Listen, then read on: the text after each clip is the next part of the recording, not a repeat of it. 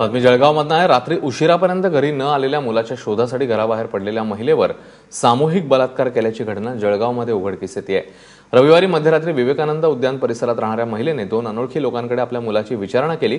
त्यावेळी ती एकटी असल्याचं हेरून या दोघांनी महिलेच्या मुलाला पाहिल्याची बतावणी केली आणि बगीचामध्ये नेऊन अंधाराचा फायदा घेत आळीपाळीने तिच्यावर बलात्कार केला। या संदर्भात पोलिसांमध्ये तक्रार दाखल केल्यानंतर पीडित महिलेने दिलेल्या वर्णनावरून त्याच परिसरात राहणाऱ्या दोन तरुणांना अटक झाली। या दोघांविरोधात सामूहिक बलात्काराचा गुन्हा दाखल करण्यात आलाय। मात्र शहराच्या मध्यवर्ती भागात झालेल्या या घटनेमुळे एकच खळबळ उडाली आहे। जिल्हा पेठ पोलीस स्टेशनला गुन्हा दाखल करण्यात आला। जिल्हा पेठ पोलिसांनी रात्रीमध्येच सर्व आरोपींचं संशयिताचं वर्णन माहिती घेऊन दोन इसमांना त्यामध्ये अटक करण्यात आलेली आहे।